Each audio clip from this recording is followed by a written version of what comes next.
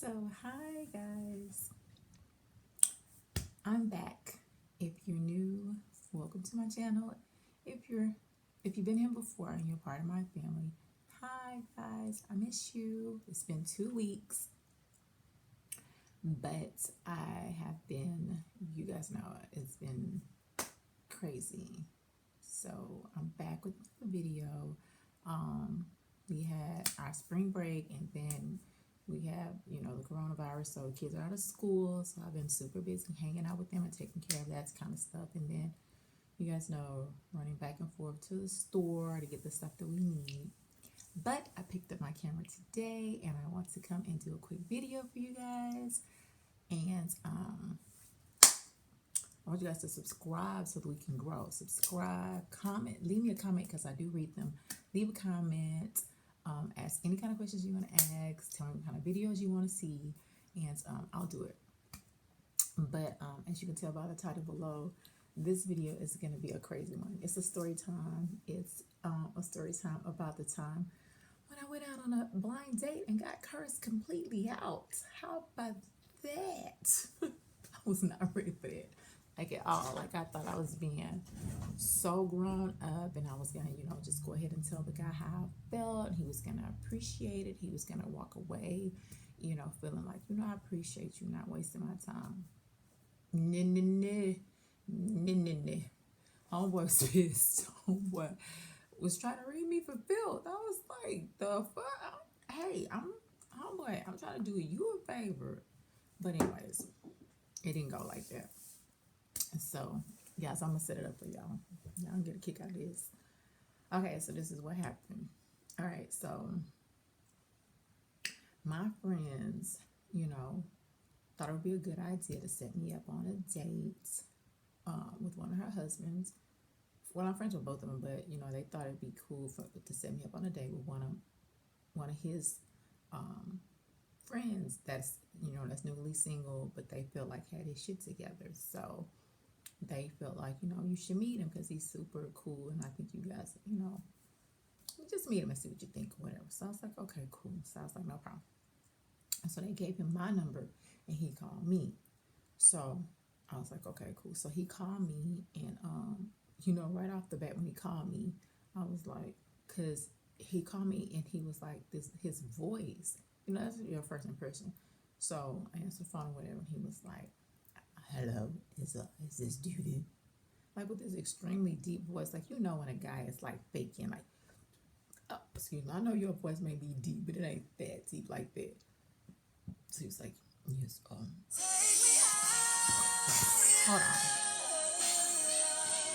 on.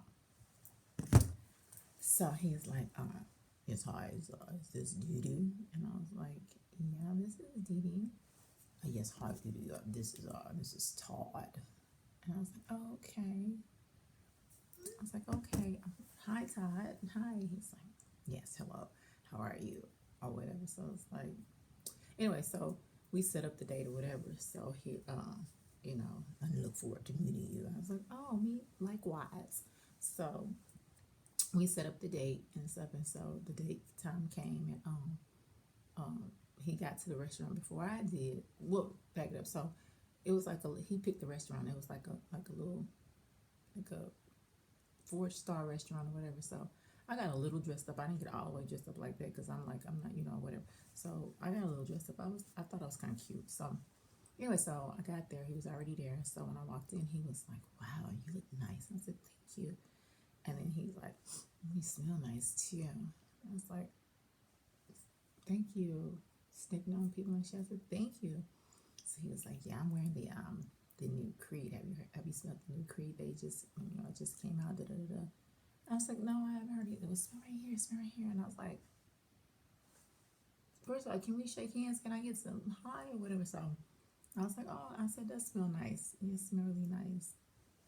Who fishes for compliments on the first time they meet somebody? Anyway, so I was like, okay, so I sat down. You sit down at the booth. He have got a booth. So, you sit on one side of the booth, and then the other person sits on the other side of the booth so you can be face to face and talk. So he was like, come around, come around. So in other words, he wanted me to come around, like slide inside the booth and like sit right next to him. And I was like, okay. So I was like, okay, no problem. So I came in and slid around or whatever next to him or whatever. So I was sitting right there. And he was like, so he was like, so it's really good to put a name, I put a face with the name. And I was like, yeah. And he was like, so tell me a little bit about yourself. Like, I know you're in real estate. So how long have you been doing that? So I told him about my real estate and stuff like that, and being in the property management and things like that. So he was like, so yeah, are you what's your passion? What are you passionate about? I said, I'm passionate about real estate. That's why I'm in real estate, because I'm really passionate about it. I've been in property management for years, and I just want to get on the other side of it, and get into residential real estate and things like that. Oh, have you ever thought about commercial? And I was like, yeah, I thought about it. I said, but I'm really into residential. So he was like, yeah, that's like me. No, that's, yeah, I'm passionate about what I do too. I'm sure they told you I'm in the finance. I said, yeah, I heard that you're own finance company. Oh yes, it's very lucrative. I've had my own finance company now for over 5 years. I'm very successful, and I do a lot of business with a lot of people that would probably get looked over. I may get that's my reward by really getting and sticking with those type of people, the less fortunate. I said less fortunate. I said, oh, so you're fortunate? I'm very fortunate, very fortunate.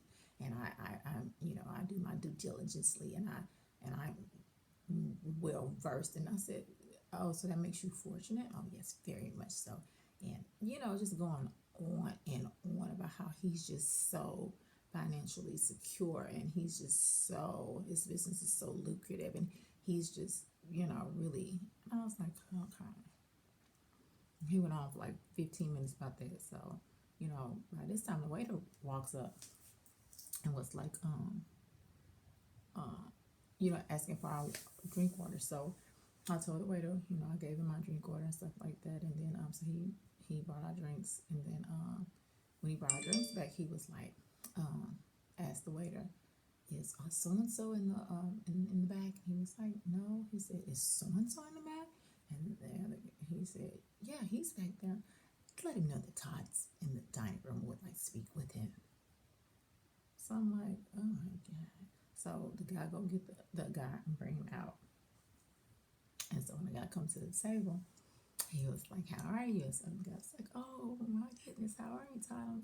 I'm or whatever. And then he was like, so he was like, so how's everything going? So the investment was good, right? So he talked about business for a little bit. Then the guy, and so when the guy left, he was like, I got him invested in a lot of things too, and he was I was like, really? Oh wow. You could just tell that's all he wanted to hear was wow, dude. So anyway, so we went on with the evening and stuff, and so the guy came back and he was like, are you guys ready to, no, before the guy came back, I said, well, let me look at the menu, because this is my first time here. Oh, it's your first time here? I was like, yeah. He was like, oh, well, you should have this so and so and so and so.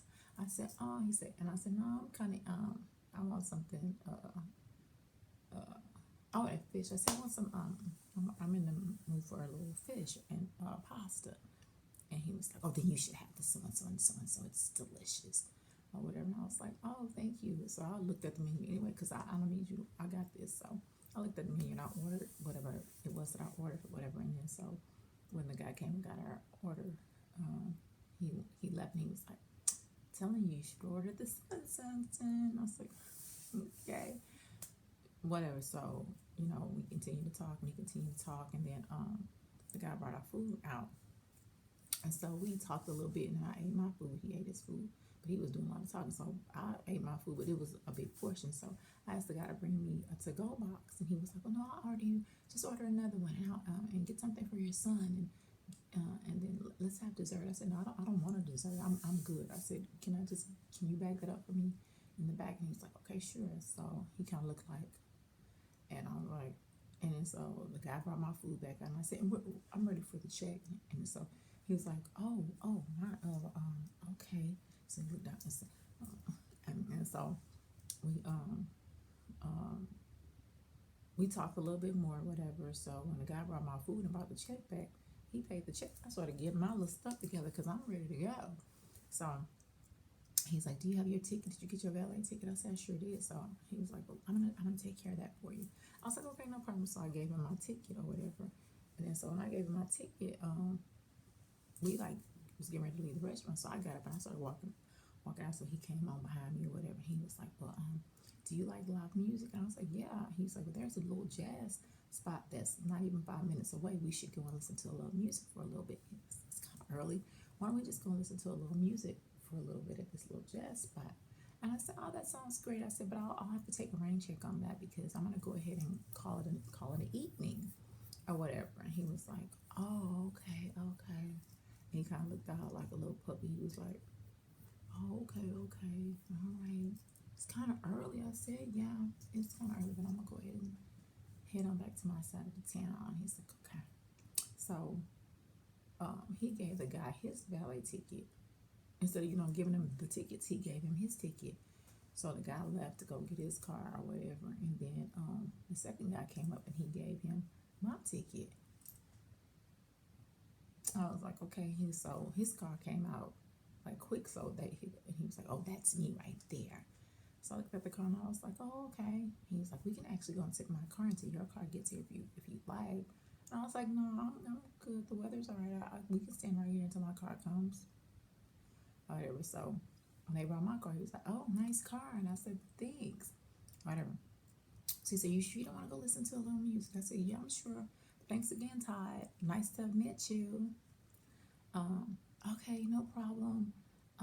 So I get in my car, and so he walking his car. So I'm pulling off. I see him like right behind me, like so. I'm pulling off, and so I'm on a feeder. I'm driving. I'm about to get on freeway, but I'm on the feeder right now. So he was like, so my phone rings. So I picked up my phone. I'm like, "Hello." He was like, "Yeah, hi." He was like, "Hey, 2 streets up right here. You make a right here at this at the second street. You're gonna turn right into the parking lot, basically, of the little jazz spot that I was talking about. Why don't you go ahead and turn in there so we can just listen to a little jazz and get a nightcap and kind of talk a little bit more." I said, "Thank you, Todd, but I thought I made it clear I'm gonna go ahead and call it a night." "Well, yeah, but I just, I felt like we should just talk a little bit more. I really felt the connection. I just really wanted to talk to you for a little bit more, if that's okay." And I was like, "I appreciate that." I said, "You said you felt a connection?" He was like, "Yeah, I definitely felt a connection. I really want to get to know you a little bit better." I was like, "Oh, I thought that's really sweet. Well, I don't want to lead you on." I said, "Because I didn't feel a connection." And motherfucker said, "You said what?" I said, I didn't feel, I didn't feel a connection with you." He said, "What do you mean you didn't feel a connection with me? I thought we had great chemistry." See, that's what I'm talking about. You black women always talking about you want a good man, and a good man is hard to find. But I see the problem is right now it's you. It's you. I'm trying to talk to you right now, and I want to, get to know you better. We may can even start something, and you saying that you didn't feel a chemistry and that you're not interested. That's what's wrong with you black women right now. It's not a good man. It's hard to find. It's that you don't know what you're looking for, and that's what I'm talking about. Bitches always talk. I said, "Whoa, whoa, whoa! Excuse me." Black women, bitches, always talking about they want a good man, and when a good man is right staring you in your face, you're overlooking them because you're looking for a thug or I said, "You know what, Todd? I'm gonna go ahead and hang the phone up." I said, "Before you say something else you might regret," I said, "I'm gonna go ahead and hang the phone up." That's fine. You can hang the phone up, but I know you heard me. Yeah, that's what's wrong with you black bitches today." And I said, "Again, goodbye." By this time, I hung the phone up. I hung the phone up, and I was like, I said, so I hung the phone up, and I was like, "I'll call you. I'll speak to you at a later date. I'm gonna let you think about what you saying, and I'll talk to you later." So I hung the phone up, and then so I didn't even call him. Like we didn't, I didn't. He called me like twice after that. I didn't answer the phone. So my friend called me the next day. She was like, "Girl, what happened?"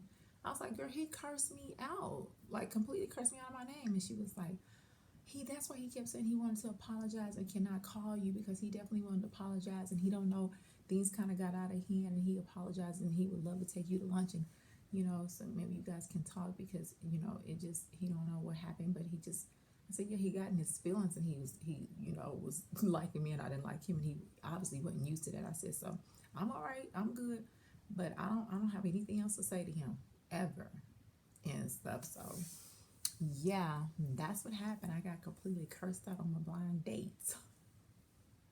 So yeah, but I'm good. I'm good. But that was the funniest shit ever. I was like, wait, what? Call me the B word twice on the phone call. So yeah. So that's my story time, you guys. That went on a blind date and got cursed out and had a good meal. So it worked out for everybody involved. So Todd, if you listening, no, I'm just joking. I'm good. But I just wanted to come and talk to you guys and bringing you this little video. Hope you guys enjoyed it.